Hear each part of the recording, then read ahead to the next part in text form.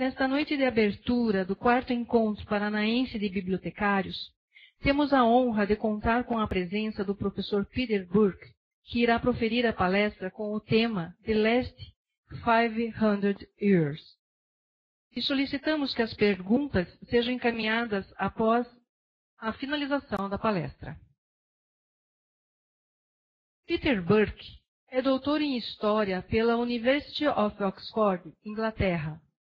Foi professor da Princeton University, Estados Unidos da América, e atualmente é professor emérito da University of Cambridge, Inglaterra.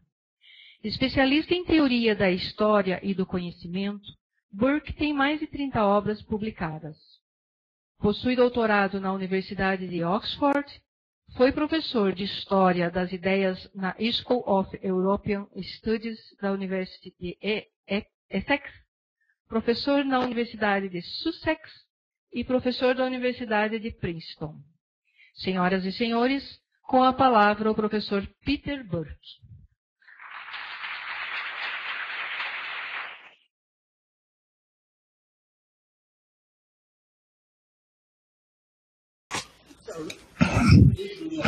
Boa noite a todos e obrigado pela apresentação generosa. É uma honra abrir essa conferência. É um prazer estar aqui em Ponta Grossa. É um privilégio ter a permissão de falar na minha língua nativa. Então, poderia ter a primeira foto, por favor, número 0, a primeira foto. Então, nos últimos anos, tem havido um grande aumento na história das bibliotecas, exatamente como tem havido uma grande explosão na história do livro. Essa expansão é particularmente notável na minha parte do mundo, já que no ano 2006 foi publicado 3 grandes volumes sobre a história das bibliotecas na Grã-Bretanha. Mas há publicações semelhantes na França, na Alemanha, Itália, Espanha, Estados Unidos e talvez em mais países onde eu não sigo as publicações tão de perto assim. No entanto, o surgimento, o aumento desses estudos talvez tenha um lado escuro. Lembre-se da coruja de Hegel, ou seja, aquela a citação famosa, né, de Hegel, que fala assim, que a coruja de Minerva, ela estende as suas asas somente no escurecer, no entardecer. Então, quando os estudiosos começavam a estudar um assunto e publicavam livros sobre isso, então provavelmente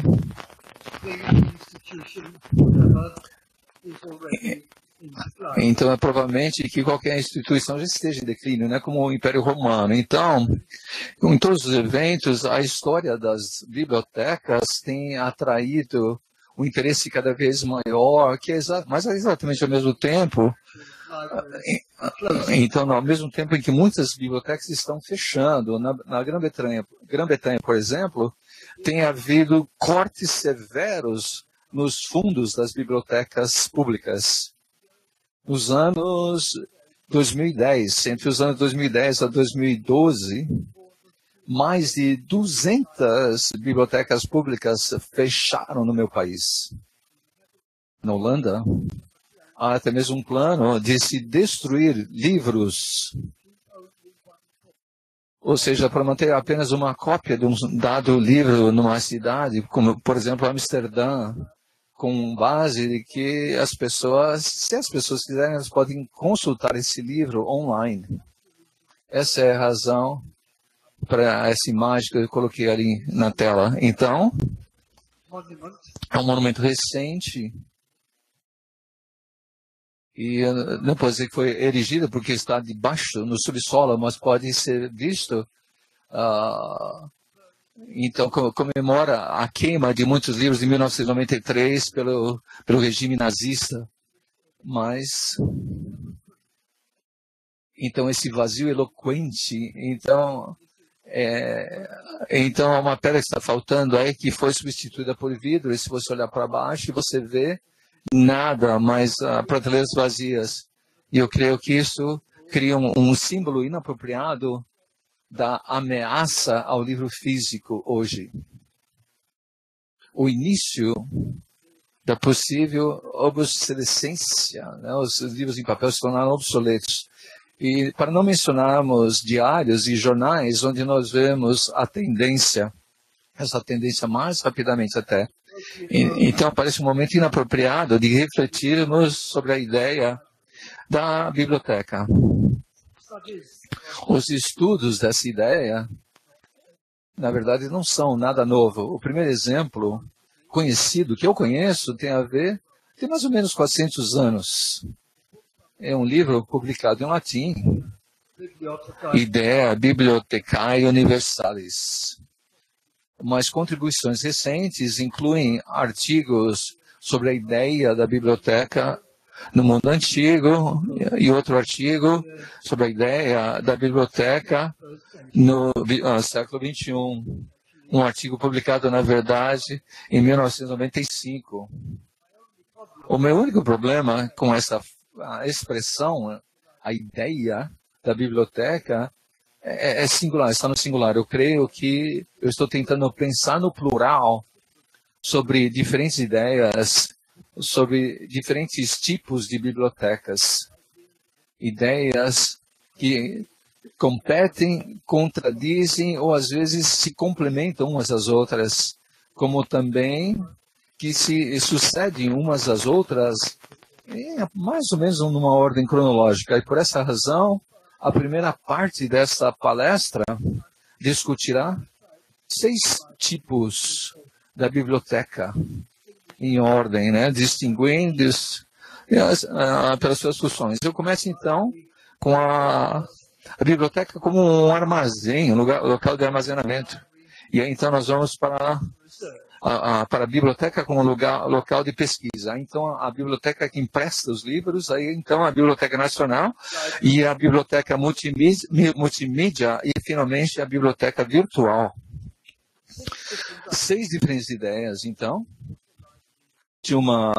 do que é uma biblioteca ou deveria ser. Aí então na segunda parte da palestra, até mais curta, eu vou estar preocupado com a materialização dessas diferentes ideias. Então, eu receio que os meus exemplos sejam do mundo ocidental, né, do Ocidente. Eu sei que tem muitas coisas a se dizer sobre as bibliotecas fora do Ocidente, desde Beijing a Timbuktu, mas não dá para a gente saber tudo, né? Eu simplesmente não sou a pessoa correta a estar para falar sobre esses assuntos. E o título dessa palestra são os últimos 600 anos. Na verdade, eu realmente preciso ser mais ambicioso. Eu deveria ter dito, talvez, os últimos 1.200 anos. Porque começando com a biblioteca monástica no Ocidente significa voltar até o início da Idade Média. Então, por favor, o próximo slide. No início da Idade Média, como você sabe, os livros eram caros, não somente porque eram escritos por mãos, e eram escritos também em materiais caros, como pergaminhos e tal. E, portanto, no ano 600 AD ou 700 AD, ano Domini, então uma grande biblioteca monástica. Então, as maiores bibliotecas, uma grande biblioteca monástica incluiria 200, no máximo, livros, né? 200 livros. Então, era prioridade. A prioridade para os bibliotecários era manter a biblioteca segura. Então, o nome comum para os bibliotecários, no início da Idade Média, eram custos librorum, ou seja, os mantenedores dos livros, custos librorum, que mantinham os livros em segurança, em caixas ou em como ali prateleiras, todas não precisavam ser muito grandes, né? Então, mais tarde, à medida que os livros iam se multiplicando, eles eram mostrados em prateleiras. O próximo slide, por favor. Então, eles eram acorrentados a essas prateleiras para impedirem roubo desses livros. Houve muitos exemplos na Grã-Bretanha. Esse aqui vem de uma biblioteca de catedral, que era na fronteira do país de Gales, e muitos deles, então, aqueles livros ficaram acorrentados, ainda existem, estão em existência ainda hoje.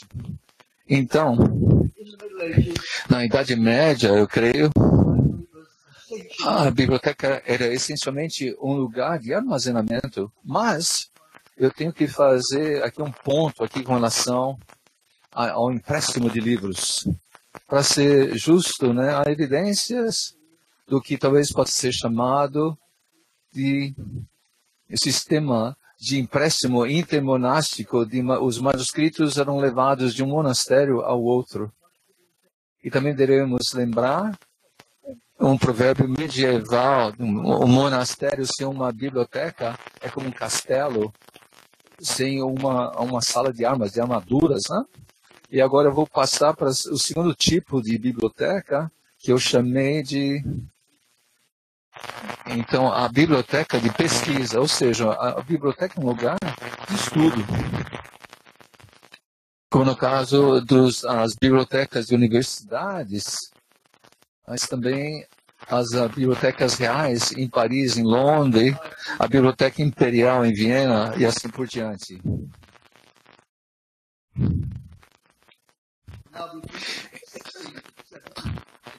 Então agora estamos falando de 1600, 1700, 1800.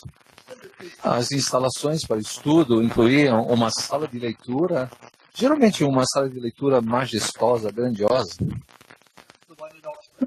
Então essa ideia de Oxford, conhecida como a do Duque Humphreys, porque o Duque Humphrey, ele pagou para que essa sala de leitura fosse construída. Ou o próximo, por favor, no Vaticano.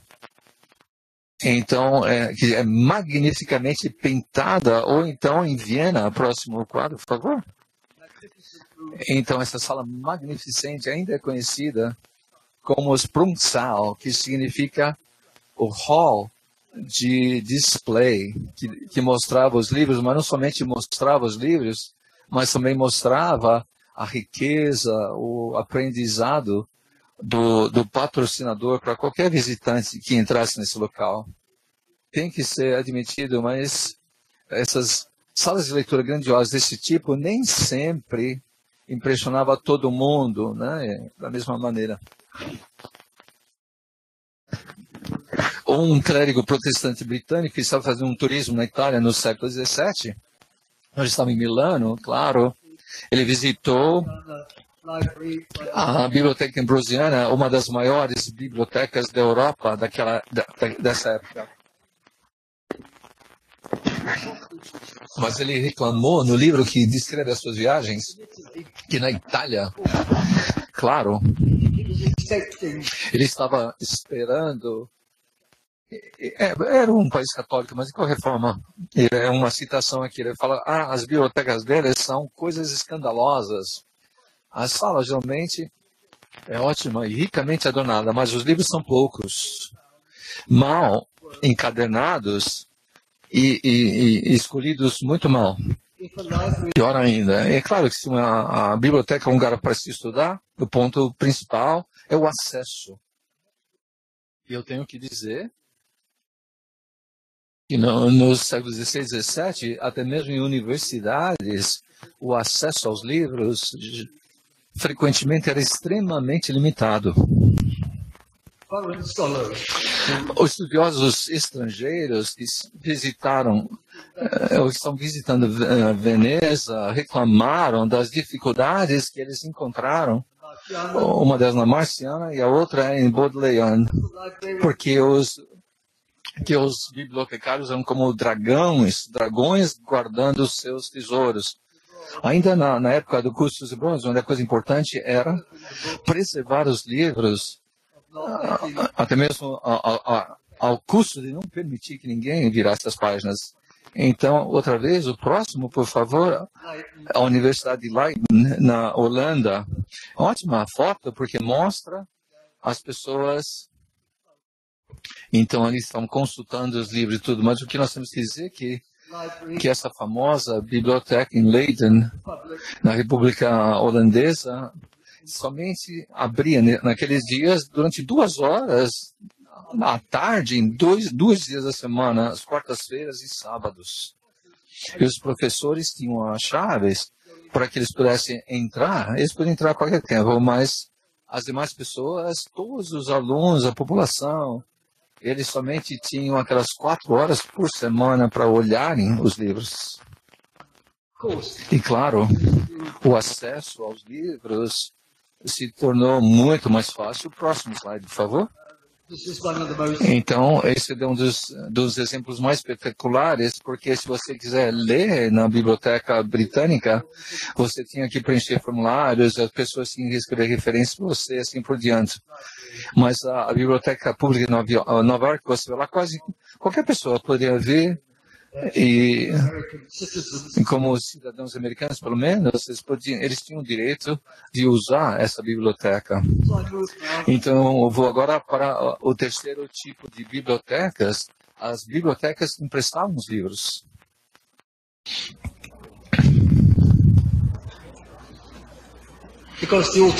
Porque a alternativa de se construir uma grande sala para as pessoas estudarem era permitir que as pessoas emprestassem, levassem os livros. O facto é que é uma longa história. No caso de um pequeno número de bibliotecas, e interessantemente, o do Vaticano em Roma, desde o século XV, há um registro desses livros preservados. É fascinante ver quais indivíduos emprestavam quais livros naquela época, mas foi somente a partir do século XVIII que as bibliotecas de empréstimos se tornaram uma instituição comum. E ao mesmo tempo, na Europa e em algumas partes do Novo Mundo, a primeira forma que assumiram, pelo menos no mundo anglicano, eu quero dizer, tanto a Grã-Bretanha e também as colônias britânicas na América, nos Estados Unidos. Então, era o clube de livros.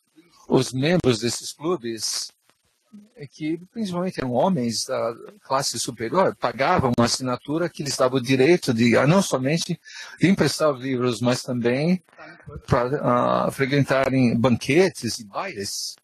Os bibliotecários de hoje talvez gostariam de pensar sobre reviver essa tradição de banquetes e bailes como uma maneira de se atrair mais leitores às bibliotecas. E aí, numa segunda fase, no fim do século XVIII, no início do século XIX, as bibliotecas que emprestavam livros, conhecidos em inglês como bibliotecas circulantes, se tornaram mais de um empreendimento comercial com assinaturas inferiores que permitia que muitas pessoas a mais se unissem, e mulheres, pela primeira vez, porque não se uniam, não eram membros dos clubes, e também membros, né, da classe média, e não só da nobreza. O próximo, por favor. Então, essa primeira página do catálogo de uma biblioteca circulatória americana do início do século XIX. E outra vez é interessante saber que tipos de livros eles tinham em suas prateleiras. E aí, numa terceira fase, nós temos as bibliotecas que emprestavam livros grátis, fundadas em muitas cidades, em vários países. Creio que o exemplo mais famoso são norte-americanos, graças ao milionário e filântropo Andrew Carnegie.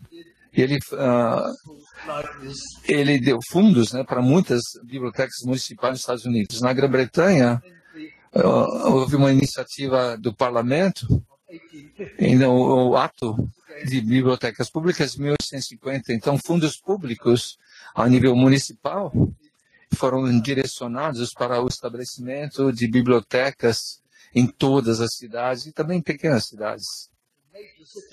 Em grandes como Birmingham, por exemplo, né? Podemos ver aqui a sala de leitura bem magnificente, como que algo bem assim, que era como prefeituras assim bem imponentes, né, que eram erigidas em cidades britânicas, né, um prédio bem elegante. Era uma questão de um orgulho cívico. É claro que era uma maneira de se competir com outras cidades.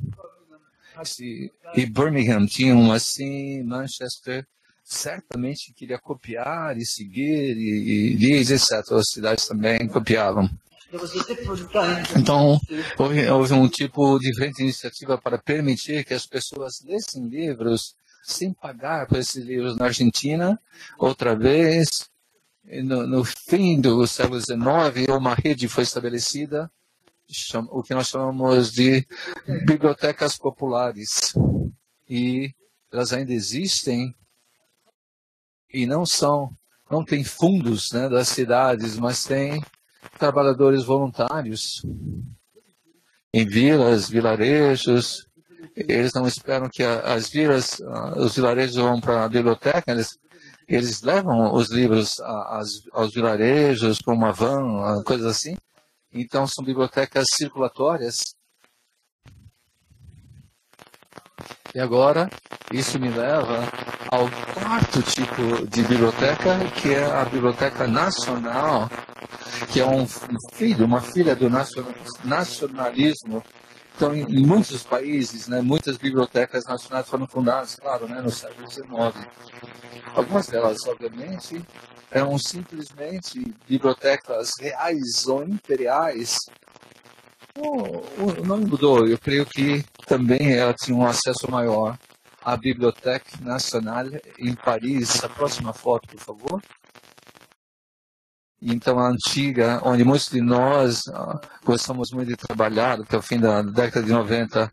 Então, essa foi a Biblioteca Real, e aí mudou seu nome para a Bibliothèque Nationale na Nova República. Outra vez, a Staatsbibliothek em Berlim, uma das principais bibliotecas alemãs, que originalmente era a biblioteca do rei. O próximo, por favor. A biblioteca do Museu Britânico em Londres. Então, uma sala de leitura circular que é famosa. Então, Karl Marx costumava ler livros e escreveu das Capital aí porque era tão confortável, né? Era mais confortável do que ler em casa. Ou então a Biblioteca Nacional em Rio de Janeiro, ou originalmente a Biblioteca Imperial e assim por diante.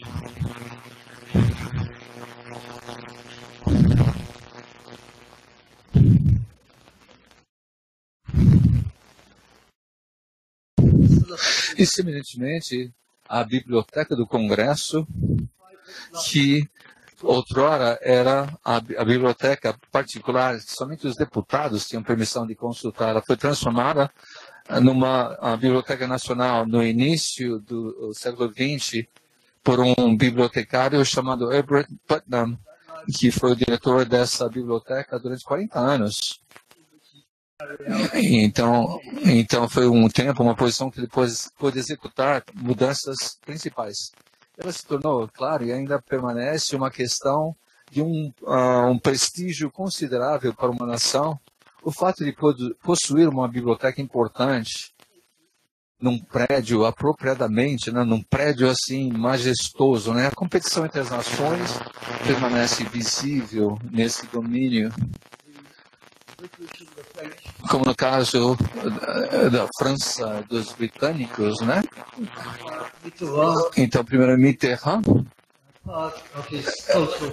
Então, ele fez uma parte da sua política internacional de substituir a Biblioteca Nacional como um novo prédio majestoso, a Biblioteca Nacional de France.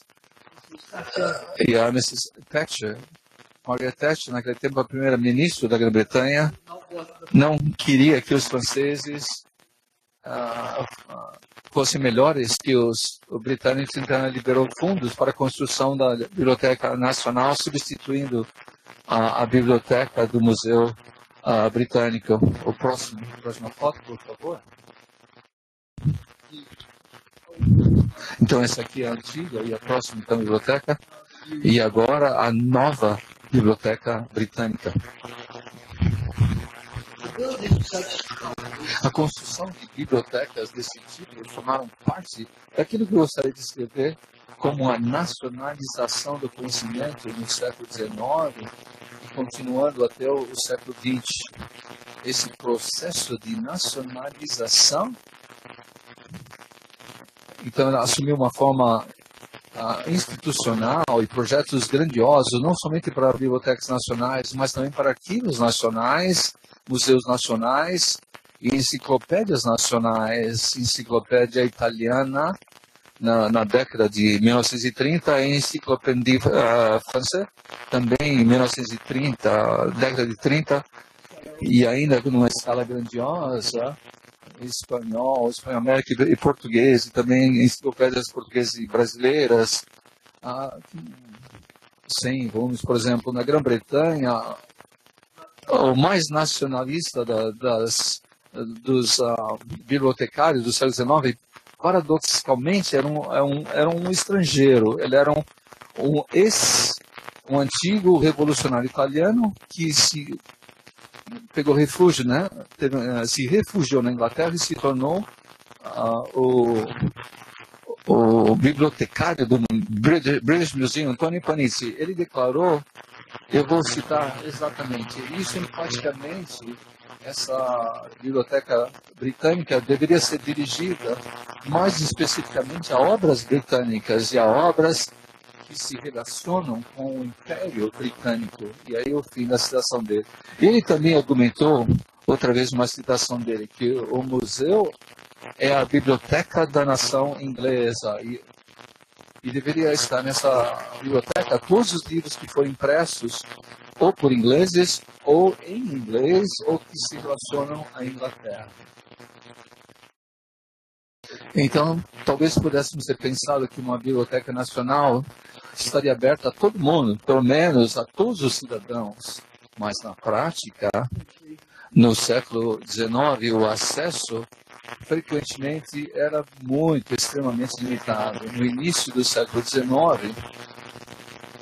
um prescricionista, como chefe da biblioteca do Museu Britânico, ele tinha assim, ele era contra muitas classes, né, classes, gêneros, né? Ele se opunha à abertura da biblioteca de noite porque isso atrairia classes de pessoas indesejáveis, leitores de novelas, e pensando especificamente em mulheres, e aí funcionários de advogados, considerados como uma classe inferior. Em Paris, mais ou menos na mesma época, no início do século XIX, algumas pessoas objetaram a presença do que chamaram de sem-tetos, né, de vagabundos e tal, no que era ainda a biblioteca real. E agora eu vou para a biblioteca multimídia. Quando eu era uma criança, o significado do termo biblioteca parecia extremamente simples. Eu era um usuário entusiástico da minha biblioteca pública local. Quando me tornei um conferencista na nova Universidade de Sussex, em 1962, fiquei surpreso em descobrir que o bibliotecário, igualmente novo, tinha diferentes ideias e mais ambiciosas sobre seus deveres, né? Ele estava interessado em adquirir manuscritos, fotos, filmes, microfilmes, gravações em fita, e não somente livros e diários, coisas assim. Em 1962, ainda era uma ideia entre os bibliotecários profissionais, mas é claro, os tempos mudam, e essas ideias se tornaram comuns, e levaram a essa emergência ao quinto tipo de biblioteca, onde os livros são uma minoria. Os livros têm que compartilhar espaço com todas essas outras formas de comunicação. Por exemplo, se você consultar a internet, o site, né, a Biblioteca do Congresso, você vai ver que as coleções são descritas como que incluindo, outra vez eu cito, faço uma citação aqui, livros, gravações de som, filmes, fotografias, mapas e manuscritos. E às vezes eu fico me perguntando se os livros estão se tornando apenas algo não principal, né? Algo não tão importante. em comparação com os outros objetos. Algo secundário, né? Então agora vem o último tipo de biblioteca que eu quero descrever aqui é a biblioteca virtual. Então, como resultado de uma aceleração de mudanças tecnológicas, em 1962, o quinto tipo de biblioteca parecia novo.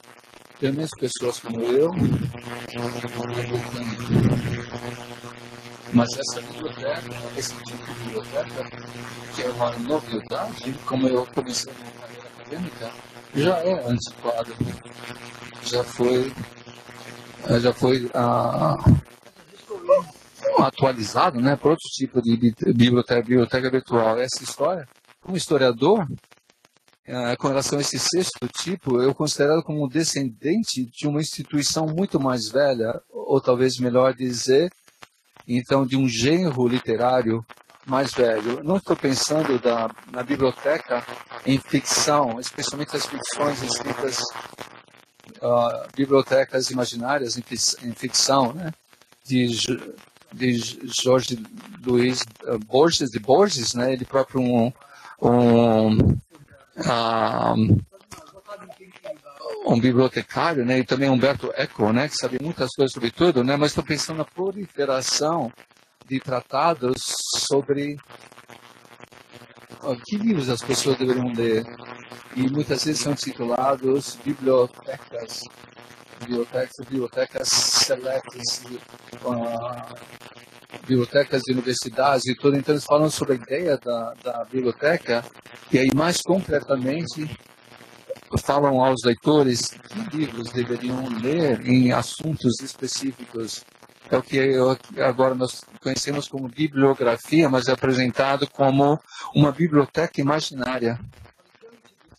Eu ia descrever as bibliotecas virtuais de hoje, Google, por exemplo, as bibliotecas digitais, como materializações desse gênero anterior. Claro que são imaterializações, porque elas são imateriais, então não ocupam espaço. Eu comecei a pensar como fantasmas de livros. Claro que é preciso de operadores mais elaborados e tudo para permitir que esses fantasmas falem conosco. Então, com relação a esses 6 tipos, o que eu quero fazer agora na segunda parte dessa palestra é dizer, falando só um pouquinho sobre a história da cultura material de bibliotecas em todos esses anos que se passaram, desde aquelas caixas medievais até hoje. Se eu não estou errado, curiosamente, pouco tem sido escrito sobre esse assunto. Se eu estiver errado, você me diga. Se eu estiver certo, eu espero que eu esteja encorajando alguém aqui do auditório a assumir essa pesquisa sobre a cultura material, especificamente de bibliotecas aqui ou em outras partes do mundo também. Então, o primeiro tipo de biblioteca,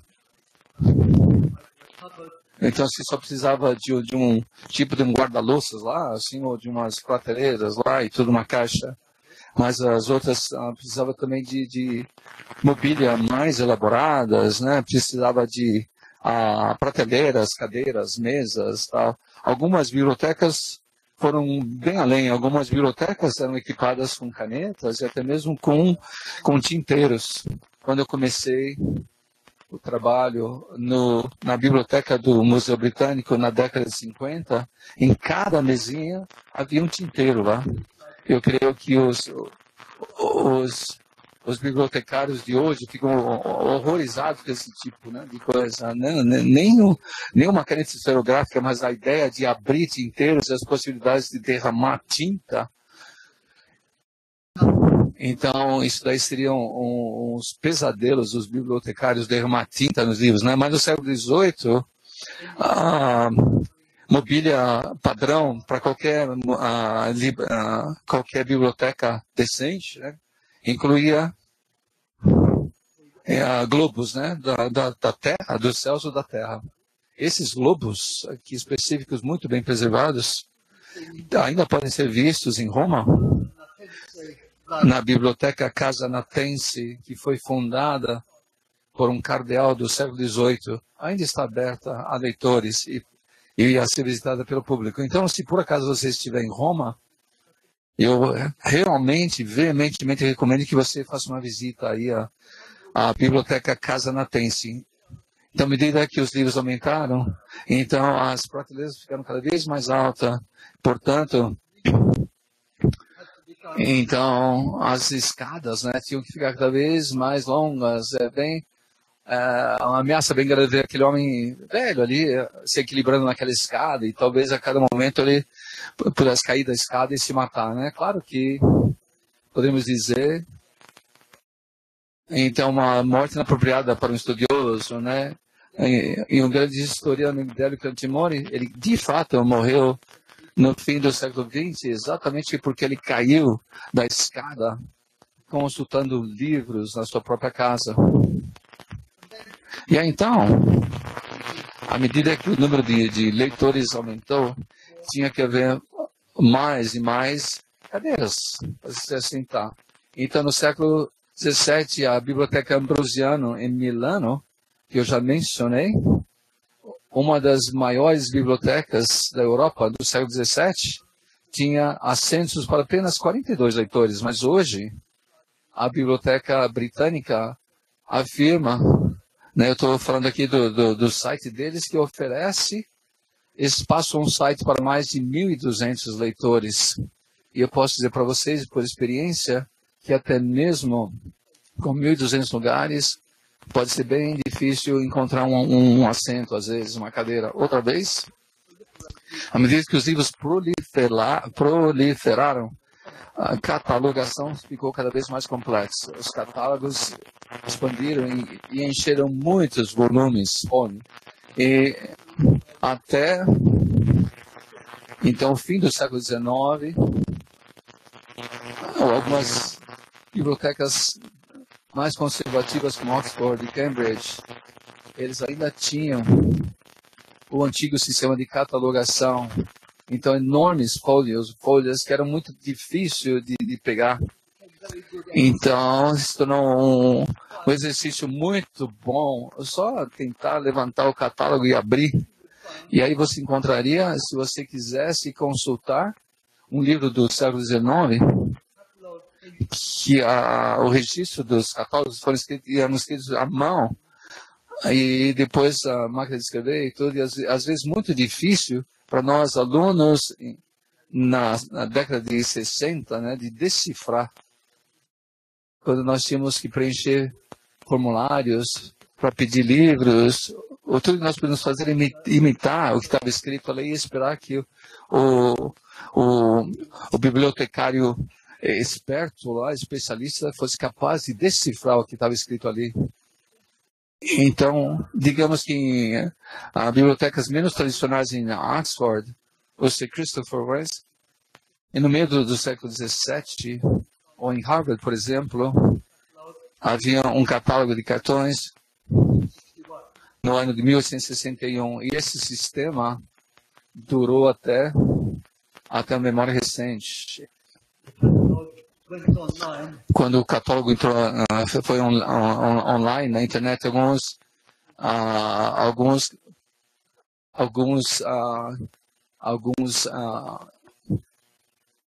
bibliotecários, né? Eles queimaram, fizeram uma festa total, queimaram lá aqueles catálogos. E aí também o barulho se tornou um problema mais e mais sério. O próximo, por favor. No século XVII, o Sir Christopher Wren, o design famoso para a biblioteca da Trinity College em Cambridge. Volta só, por favor. Eu esqueci aqui. Acho que está na ordem errada aí. Eu deveria dizer que no século XX, no início do século XX, Melvin Dewey, ele insistiu que os pisos fossem acarpetados para que houvesse menos barulho. É isso aí. Então, esse daí é um chão de mármore. Essa daí foi a ideia de Christopher Wren's, que haveria menos barulho, né, de passos do que de outros materiais do piso e das bibliotecas.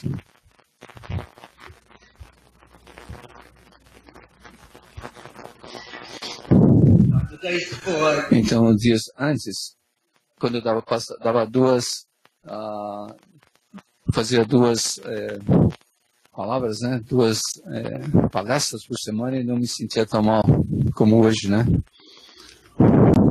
Hoje, enquanto muitos livros de papel são transferidos para o porão ou até mesmo se não são destruídos, bibliotecas elas passaram a incluir cada vez mais aparelhos, né? Então, PCs, computadores pessoais, leitores de microfilmes, máquinas de fotocópia, para não mencionarmos banheiros e cafeterias. Então, bebedouros se tornaram essenciais, pelo menos na América do Norte. Muito, embora estejam apenas aparecendo gradativamente nas bibliotecas britânicas. A próxima foto, por favor, essa imagem sugere, pelo menos para mim, que os bebedouros foram instalados pelos bibliotecários com uma certa relutância. E eu creio que talvez, até mais importante, há uma história que ainda está esperando para ser escrita das muitas tentativas de resolver os problemas com relação ao aquecimento e à iluminação nas bibliotecas de pesquisa. O problema principal, aparentemente, não tem solução. É o eterno conflito entre o que é bom para os livros e o que é bom para os leitores. Não dá para fazer as duas coisas.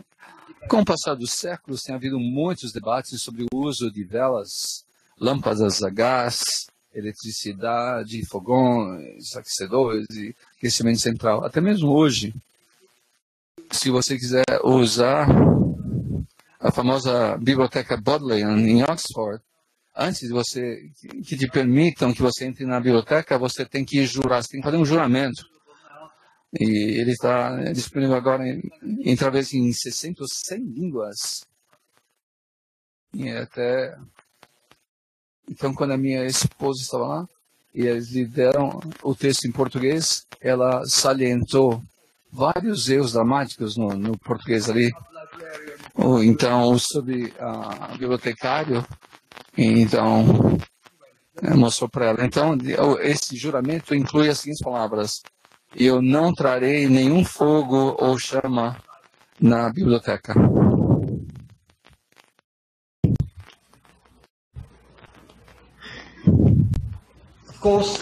Obviamente, se estiver frio, né, os leitores talvez tenham um problema. No ano de 1836, um comitê da House of Commons, né, investigou as instalações e propôs para a biblioteca do Museu Britânico. Ainda estava em construção em 1830. Uma das perguntas do arquiteto com relação ao aquecimento, um dos membros do comitê fez a seguinte pergunta, e eu cito aqui: você está ciente de qualquer maneira adotados na Biblioteca do Roi, que está em Paris, a Biblioteca do Rei, né, de manter o aquecimento? A resposta: não há nenhum aquecimento. Os leitores na Biblioteca do Roi disseram, e eu cito aqui, eles precisam se manter aquecidos o melhor possível. Até mesmo hoje, voltando ao site da Biblioteca Britânica, você encontra a seguinte afirmação, outra vez, a citação aqui: as temperaturas dentro das salas de leitura estão estabelecidas para proteger a nossa coleção, e talvez você fique com frio. Então, por favor, traga roupas extras, roupas quentes extras para o seu conforto. Com relação à iluminação, foi somente em 1893 que a luz elétrica foi instalada em todos os assentos na biblioteca, naquela sala de leitura circular, redonda, né, no Museu Britânico. Então, só mais tarde, a luz elétrica ela foi adotada na Grã-Bretanha, né, em outras partes, em 1800 e pouco, mas até 1993, se era um dia assim, neblina e tudo, então a sala de leitura se fechava. E era quase que impossível, né, impossível ler os livros. E claro que no século XIX, era um tempo em que dias de neblinas ainda eram extremamente comuns em Londres, que permaneceram até a década de 1950, e aí, pelo aquecimento de carvão, significa que a Londres com neblina se tornou um mito. Eu deveria dizer, em nome dos bibliotecários, que eram hostis às novas invenções, que a luz elétrica poderia ser perigosa, especialmente nos primeiros anos da sua instalação. E no ano de 1904, houve um incêndio na biblioteca da Universidade de Torino, que foi definitivamente causada por uma fiação defeituosa.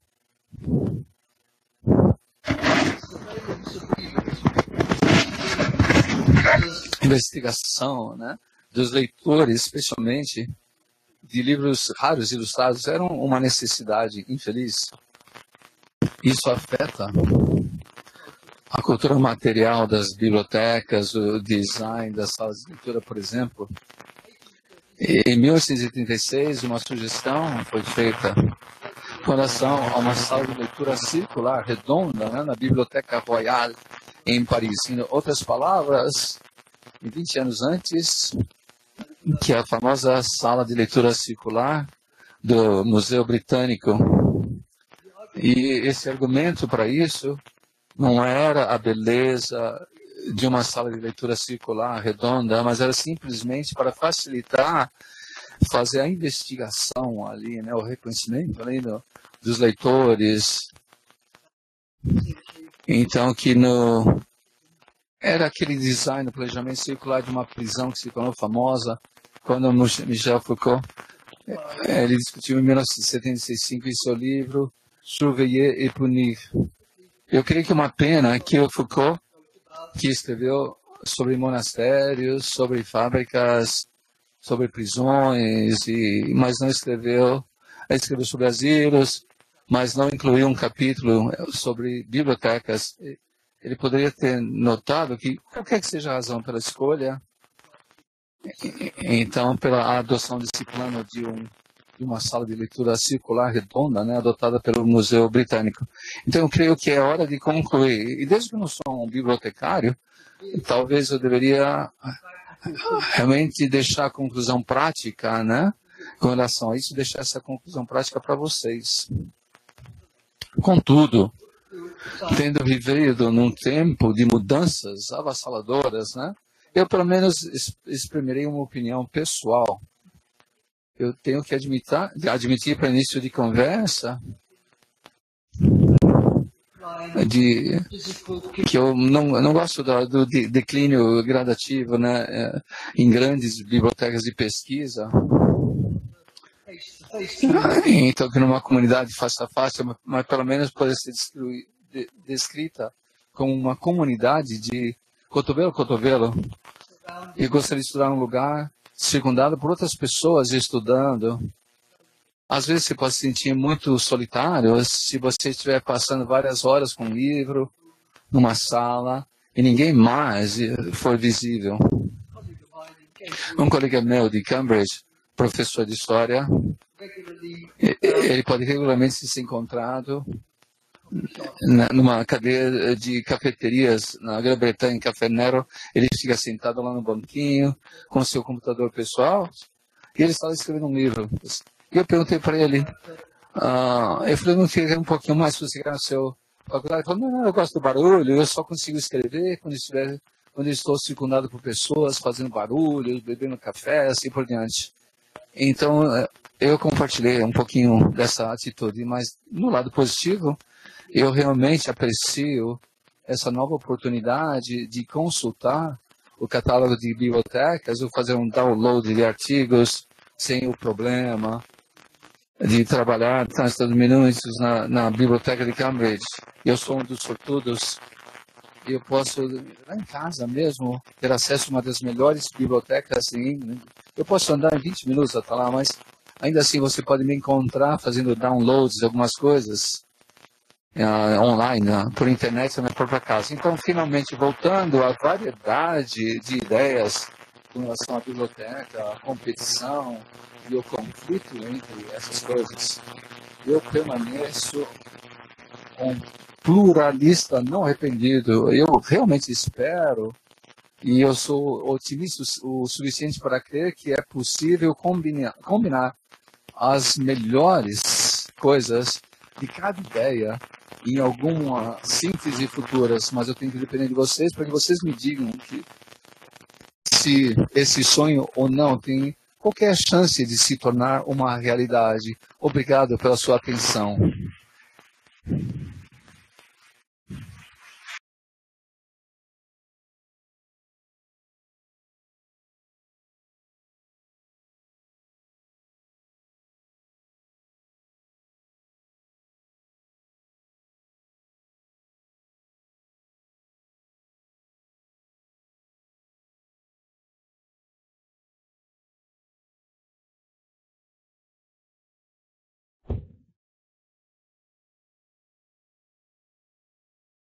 Eu gostaria de colocar que as perguntas para o Sr. Peter, ele pediu a gentileza de mandar por escrito. Então, se vocês tiverem perguntas para o Sr. Peter nesse momento, que mandem por escrito, por favor, que é o pedido dele. Em português.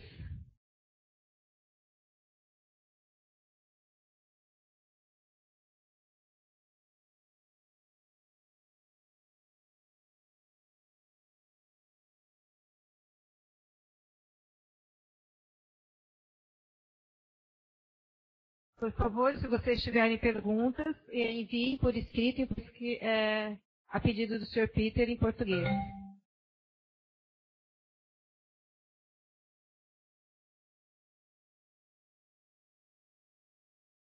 Tem um bloquinho aqui, é só você levantar a mão que o Arthur, ele vai até você escreve e ele traz a pergunta.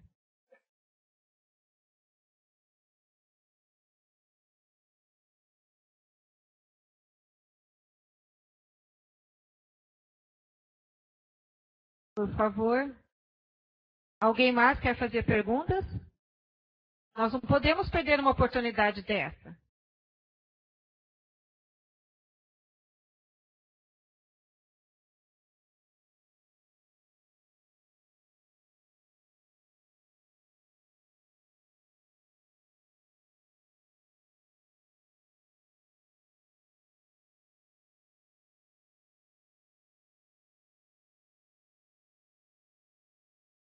Eu vou ler a pergunta e vou passar para o Sr. Peter. Uma pergunta do Rodrigo a Wikipédia acabou com o papel do bibliotecário?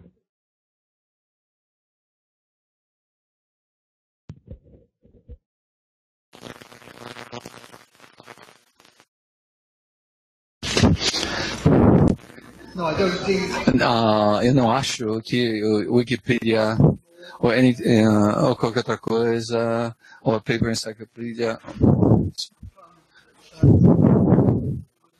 que se tornou equivalente hoje, dessas grandes enciclopédias nacionais do passado, Enciclopédia Britânica, o Bauhaus em Germany, na Alemanha, o Larousse na França e assim por diante. E pelo fato de que quando você olha um artigo na Wikipedia, primeiro há um problema que não é completamente confiável e também se refere aos artigos das grandes enciclopédias, como a britânica. A vantagem da Wikipedia, como no meu ver, é que fornece, então, ajudas intelectuais e à medida que você começar a ler o artigo, lembre-se que esse artigo talvez seja tendencioso. Então, esse artigo não tem fontes suficientes assim por diante. Mas é um grande progresso.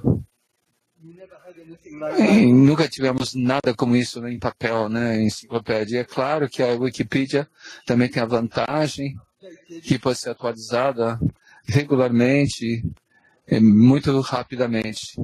No dia seguinte, que o grande historiador Eric Robinson morreu, eu pesquisei na Wikipedia e já tinha a data da morte dele já registrada no dia seguinte. Então, a Wikipedia tem essas vantagens, mas, ao mesmo tempo, ela não substitui os livros e, portanto, não substitui as bibliotecas e, portanto, não substitui os bibliotecários.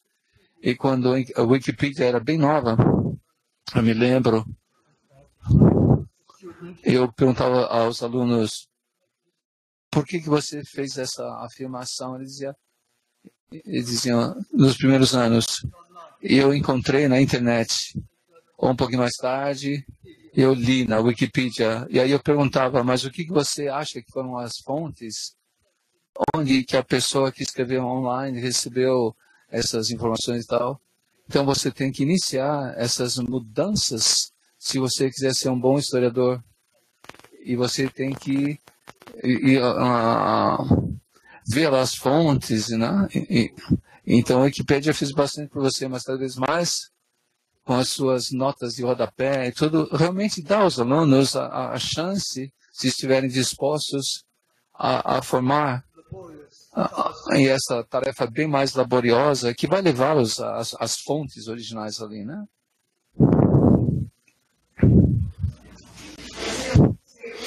We have two questions. One of the questions I'm not asked because it's okay, not answer any political questions about Brazil. So the next question, what is your opinion about ebooks and the future of this fashion? Marina from Londrina, University of Londrina.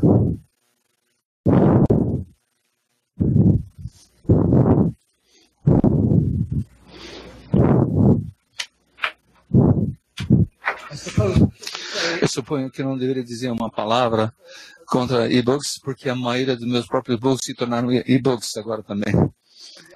Por outro lado, eu tenho que admitir que eu nunca li todo um livro online. Eu não tenho um Kindle, nenhum dessas máquinas aí, tudo que permite que você faça isso.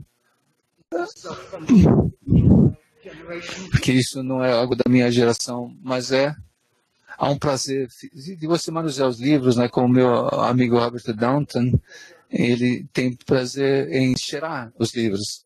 E eu me lembro nos dias da Rússia, dos países comunistas, né? União Soviética, como a Polônia, a Hungria, os livros que eram produzidos nessa parte do mundo tinham um cheiro específico. Eu nunca descobri por que é isso. Provavelmente um tipo diferente de cola usada na encadenação dos livros, mas eu poderia fechar meus olhos e você poderia me dar um livro e eu teria dito, foi impresso entre Poço e Moscou, eu não tenho bem certeza e tal. Então, se o e-book então, ele substituiu o livro físico completamente, isso para mim e muitas pessoas. Então, isso é uma grande perda. Mas, eu suspeito, eu tenho eu acho que isso não vai acontecer. Eu me consolo como um historiador, né? Eu me lembro que eu li que quando Gutenberg começou a produzir esses livros que eram impressos numa impressora, então nem todo mundo sentia prazer, né, se deleitava. Algumas pessoas tinham medo de que aqueles lindos manuscritos produzidos pelos escribas desapareceriam, mas não desapareceram. Então, um tipo de coexistência surgiu, passou a existir. Então, de forma que os manuscritos influenciaram e livros impressos influenciaram também os manuscritos. É um tipo de divisão de trabalho.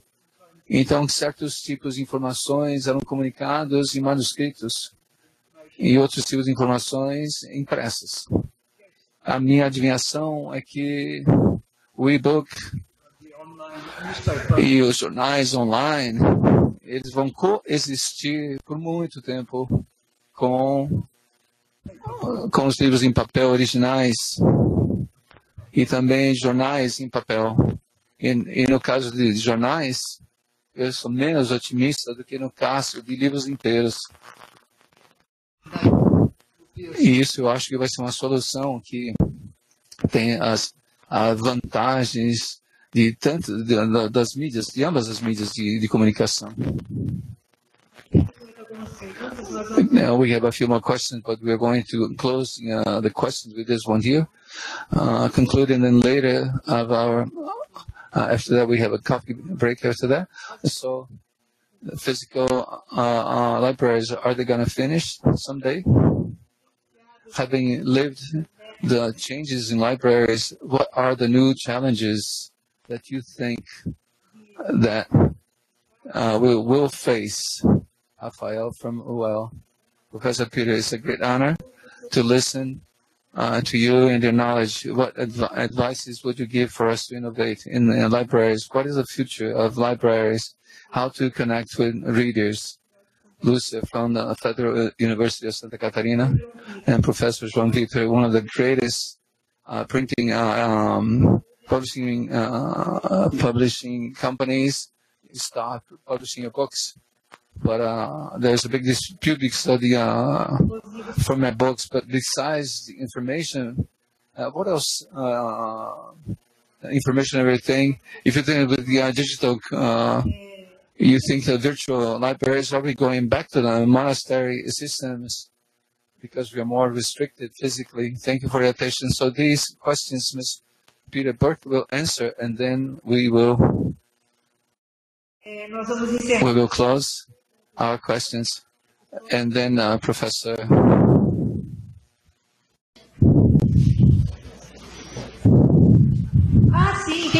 You understand this? And I have two more questions. Understand? I'll read all of them and then give them to you. Professor Marcia, Professor of the Pedagogy course of the UPG. We have a lot of libraries just formed by simple people who initiate those libraries with donations and books from trash and everything. How do you see this initiative? And Evelyn Orlando, professor from Paraná. Albert Darton highlights the issue of libraries in the United States in the new perspective of different people. He talks about, for example, that he doesn't see this delirium, he doesn't see the death of books as something real looming in the horizon. According to his reality that you present, how do you perceive this issue of the vitality or death of books? So we'll conclude with these questions. Several questions.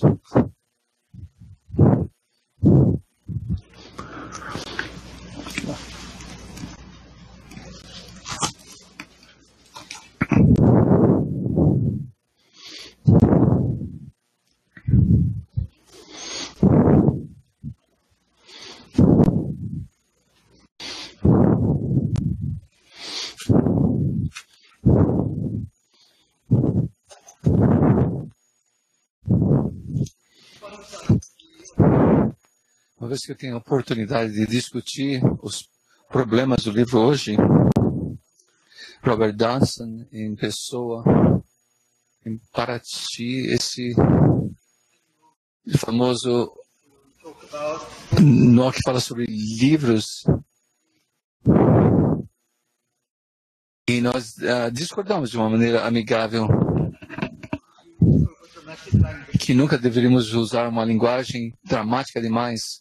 Então, a morte do livro é forte demais, mas o declínio do livro físico realmente parece óbvio e é impossível de se reverter.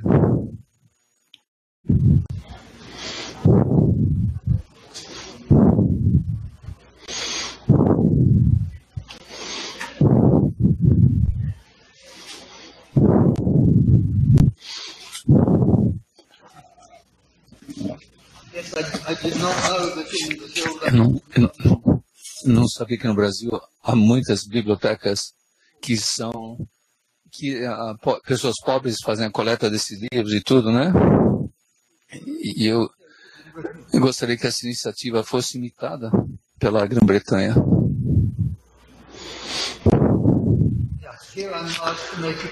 Então, aqui me faz uma pergunta para fazer uma comparação entre a biblioteca virtual e a biblioteca monástica.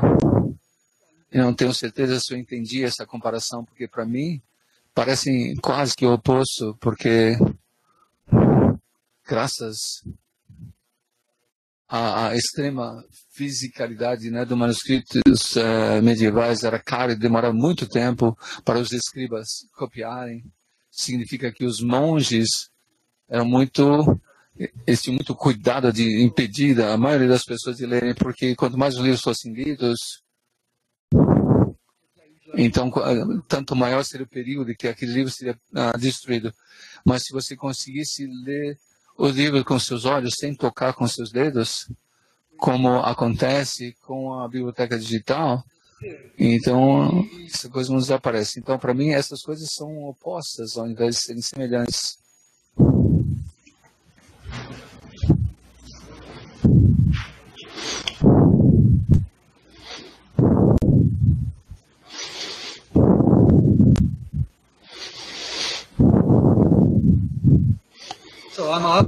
Então, a pergunta aqui para mim: os livros podem oferecer além de informações? O que eles podem oferecer além de informações? Tantas coisas. Porque não lemos uma novela só para informação, mas porque estimula a nossa imaginação, graças à imaginação ainda mais rica do autor. Então, eu creio que os livros podem fazer muitas coisas por nós. Na verdade, na Idade Média, algumas pessoas criam no poder terapêutico dos livros, criam isso de uma maneira mais literal, porque criam que se uma pessoa enferma tocasse o tipo certo de livro, talvez curasse a doença. Mas eu creio de uma maneira menos literal, que eu creio que quando as pessoas estão doentes, então ajuda essas pessoas doentes a lerem certos tipos de livros, talvez especificamente ficção. Eu conheço pessoas que dizem que se sentiram melhor, ajudou a se recuperarem fazendo isso, lendo livros.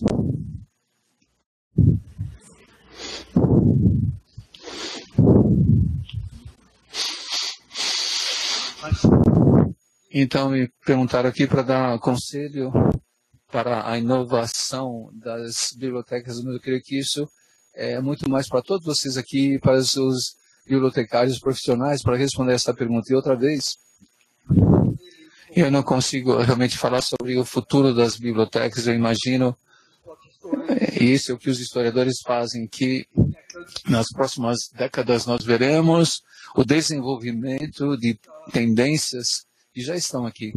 Mas, além dos próximos 30 anos, tudo que nós sabemos sobre o futuro é o que vai acontecer. Não vai ser a mesma coisa ao que as pessoas esperavam que acontecesse.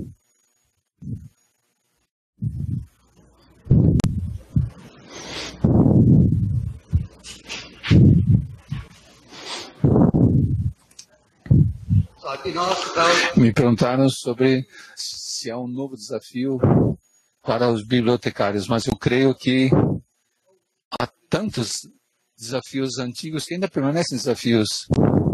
Mas talvez o maior desafio que eu pensei foi com o quinto tipo de biblioteca, porque que tem a ver a responsabilidade do bibliotecário decidir quanto do orçamento da biblioteca deveria ir em livros, e então a jornais, diários e DVDs, o quanto do orçamento que vai em outras formas de comunicação. Eu creio que isso é muito difícil, uma grande responsabilidade, mas o bibliotecário tem que ser a pessoa a fazer essas decisões. Eu não consigo ver nenhuma outra possibilidade.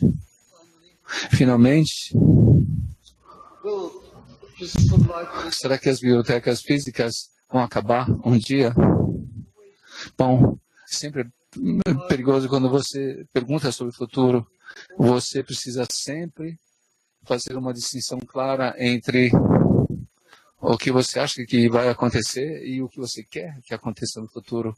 Claro que eu quero muito que as bibliotecas físicas continuem existindo.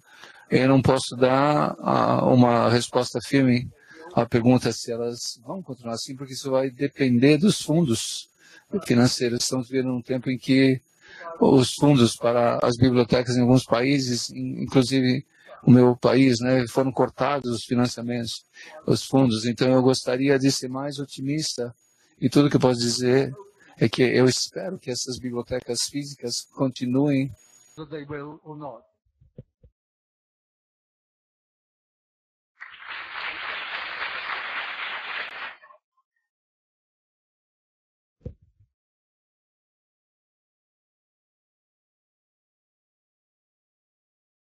Em nome da Universidade Estadual de Ponta Grossa, agradecemos ao professor Peter, que tão gentilmente atendeu ao convite para brilhantar a noite de abertura deste 4º Encontro Paranaense de Bibliotecários.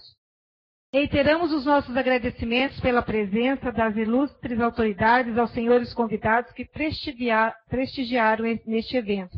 Teremos a seguir um coffee break, todos estão convidados. Vamos passar um vídeo e teremos nosso coffee break. Lembramos que amanhã, dia 9, teremos a continuidade das atividades do 4º Encontro Paranaense de Bibliotecários a partir das 8 horas. Boa noite a todos.